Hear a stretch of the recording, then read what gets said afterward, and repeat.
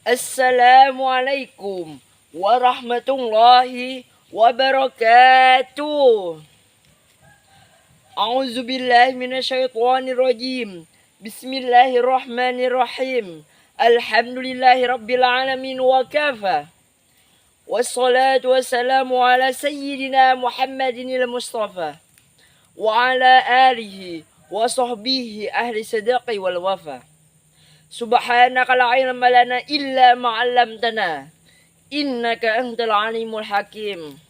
La haula wala quwata illa billahil aliyyil azim. Rabbi israh li sadri wa yassir li amri wahlul 'uqdatam min lisani yafqahu qawli. Amma ba'du. Yang terhormat para dewan juri yang memiliki kebijaksanaan dan berwibawa seperti biji Habibie. Yang saya hormati Bapak dan Ibu guru yang senantiasa membimbing kami agar menjadi generasi yang penuh inspirasi. Serta yang saya cintai dan banggakan, teman-teman sekalian, satu generasi menuju generasi emas dan berakhlak mulia. Pagi hari pergi ke taman, bunga mekar, wangi dan menawan. Mari tebarkan kasih dan kebaikan, agar hidup penuh damai dalam keimanan. Indonesia dikenal sebagai negara multikultural, atau yang biasa kita sebut sebagai negara yang memiliki bermacam-macam suku, budaya, bahasa, bahkan agama. Oleh karena itu, sikap toleransi harus dimiliki oleh setiap warga negara di Indonesia agar terciptanya negara yang kuat, berdamai, rukun, dan penuh berkah.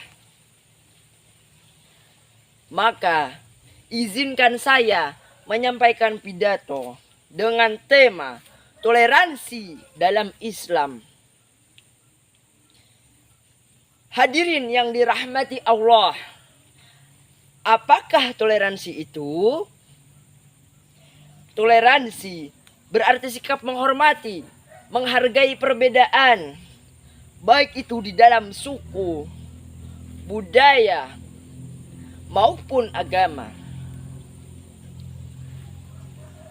Islam dikenal sebagai agama rahmatan lil alamin, rahmat bagi seluruh alam, yang mengajarkan umatnya untuk saling menghargai, berdampingan tanpa memandang perbedaan ataupun latar belakangnya. Allah Subhanahu wa taala telah berfirman di dalam Al-Qur'an surah Al-Kafirun ayat ke-6. A'udzu billahi minasyaitonir rajim. Bismillahirrahmanirrahim. Lakum dinukum waliyadin. Untukmu agamamu dan untukku agamaku. Lalu dilanjutkan di dalam surah Al-Baqarah ayat 256. La ikraha fiddin. Tidak ada paksaan dalam menganut ajaran agama. Selain di dalam Al-Quran, Rasulullah SAW bersabda di dalam sebuah hadis yang isinya an Ibni Abbasin qala qila li Rasulillah sallallahu alaihi wasallam al-adkhyan ahabbu ila Allah al-hanifiyah as-samhah. Dari Ibnu ia berkata, ditanyakan kepada Rasulullah sallallahu alaihi wasallam, "Ya Rasul, agama manakah yang paling dicintai oleh Allah?" Maka beliau bersabda, Al-Hanifiyah As-Samhah, yang lurus lagi toleran. Hadis riwayat Bukhari. Ayat dan hadis ini menegaskan bahwa Islam tidak memaksa seseorang untuk memeluk agama tertentu, melainkan sebaliknya. Islam mengajarkan umatnya untuk hidup berdampingan, saling menghargai, dan tidak memandang latar belakang. Di dalam buku yang berjudul Al-Quran Sikap Toleransi, karya Zuhairi Misrawi, di dalam buku itu dijelaskan ketika baginda Nabi besar Muhammad SAW pergi hijrah ke Madinah. Di Madinah, beliau membuka asas keterbukaan untuk memeluk agama dengan tidak adanya paksaan, kekerasan, ataupun intimidasi. Karena Islam diajarkan dengan cara yang benar, bukan dengan cara yang tidak benar. Kadang-kadang kita ini lucu, teman-teman. Dengan tetangga, dengan teman yang berbeda agama, bisa hidup rukun berdampingan. Tetapi dengan saudara, dengan adik sendiri, masih saja bertengkar. Cuman gara-gara apa? Gara-gara rebutan handphone. Yang satu ada yang ingin main game, yang satunya ada ingin nonton drama, yang satunya lagi ada yang ingin chattingan. Nah, disitulah pentingnya belajar toleransi dimulai dari hal yang sederhana. Bukan hanya dengan orang yang lain agama. Dimulailah dari saudara ataupun di rumah sendiri. Rasulullah SAW telah memberikan akhlak yang baik dalam hal toleransi, yang bisa kita teladani dari akhlak beliau, yaitu kita wujudkan di dalam kehidupan sehari-hari. Contohnya, dengan teman saja, tidak memaksakan kehendak, tidak memaksakan pendapat, menghormati teman yang berbeda agama, dan menjaga ucapan agar tidak menyakiti hati orang lain. Ada sebuah riwayat menceritakan suatu ketika Rasulullah SAW bersama sahabat-sahabat beliau. Lalu lewatlah jenazah seorang kaum Yahudi di hadapan beliau. Dengan serta-merta Rasulullah pun berdiri untuk menghormati.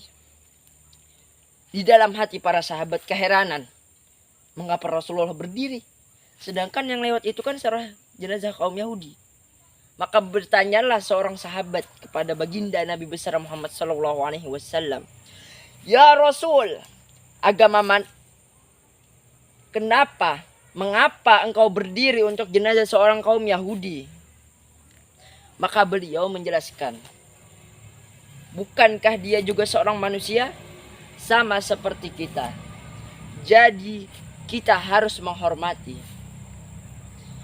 Subhanallah, betapa agungnya akhlak Rasulullah SAW dengan jenazah seorang kaum Yahudi, apalagi dengan akhlak kita dengan seorang manusia dan umat baginda Nabi besar Muhammad SAW. Di sini Rasulullah SAW mengajarkan bahwa sikap toleransi bukan hanya soal agama, tetapi juga tentang kemanusiaan. Jika ibaratkan sikap toleransi ini di dalam kehidupan beragama, contohnya rumah tangga. Di dalam rumah tangga pasti ada 3 peran. Ada suami, istri, dan anak-anak. Jika salah satu dari ketiga ini memaksakan kehendaknya, maka tidak akan harmonislah rumah tangga tersebut. Yang ada hanyalah permasalahan. Maka sikap toleransi menjadi pondasi di dalam rumah tangga tersebut, menjadi pemecahan masalah di dalam rumah tangga. Makanya pentinglah kita belajar sikap toleransi dimulai dari sekarang ataupun dimulai dari yang masa muda.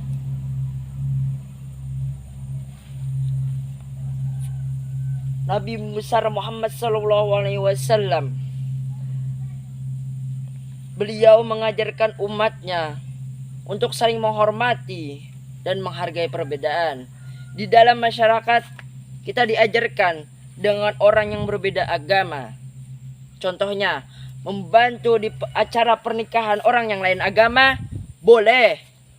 Membangun jalan ataupun jembatan bersama dengan orang yang lain agama silahkan. Gotong royong bersama, oke. Disitulah pentingnya toleransi antar sesama. Agar kita mempunyai sikap toleransi dan menghargai perbedaan. Jadi sebagai umat baginda Nabi besar Muhammad sallallahu alaihi wasallam, jadikanlah diri kita ini menjadi pribadi yang baik, bijak, dan menghormati kepada siapapun, menyayangi dan menghargai. Coba bayangkan kalau semua orang di dunia ini bisa saling menghormati, menghargai, tentu tak akan ada permusuhan, permasalahan, ataupun kebencian. Yang ada hanyalah ketenangan, kedamaian, kecintaan, dan saling menghormati serta menghargai perbedaan. Sebagai orang muslimin, marilah kita bersama-sama meladani akhlak Rasulullah SAW. Dimulailah dari hal sederhana, dengan teman, dengan keluarga, dan dengan orang lain agama. Demikian pidato yang dapat saya sampaikan. Semoga pidato yang dapat saya sampaikan ini berguna bagi kita semua. Amin ya rabbal alamin. Sebelum saya menutup pidato saya, izinkan saya membacakan beberapa pantun. Cantik paras karena senyumnya, indah hati karena imannya. Walau berbeda jalan dan agamanya, kita tetap rukun dalam kedamaian bersama. Makan durian bersama kekasih, kain kering jadi lapnya.